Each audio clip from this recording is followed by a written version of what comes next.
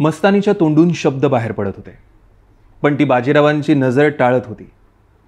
बाजीरावांना काही समजेना. त्यांनी हलकेच मस्तानीचा हात आपल्या हातात घेतला, तिला आपल्या शेजारी बसवून घेतलं.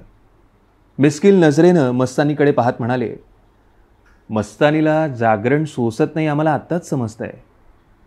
काहीतरीच काय बोलायचं असं म्हणून मस्तानीनं आपलं तोंड बाजूला केलं. ओढणीचा पदर तोंडावर घेतला. त्या झिरझिरीत ओढणीतनं तिचे डोळे बाजीरावांच्या रूपाचा वेध घेत होते. क्या ये सच नहीं? बाजीराव गालातल्या गालात हसत म्हणाले, जी नहीं.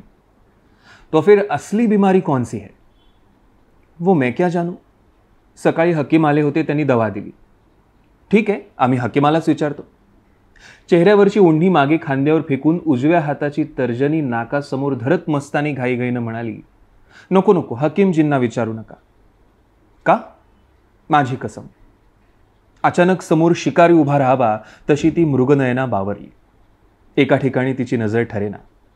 क्षणात जमिनीकडे नजर वळवून रंगलेली आपली पावलं ती पाहत होती, तर क्षणात मन वर करून बाजीरावांच्या नजरेला नजर भिडवण्याचा व्यर्थ प्रयत्न करत होती.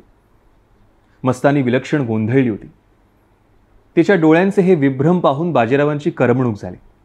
मस्तानीला जवळ घेत ते म्हणाले, नेहमी आमच्याबरोबर घोड्यावर बसून फेरफटका मारायला उत्सुक असलेली प्यारी मस्तानी आज आमच्या बरोबर नसल्यानं आम्हाला मोठं चुकल्यासारखं झालं.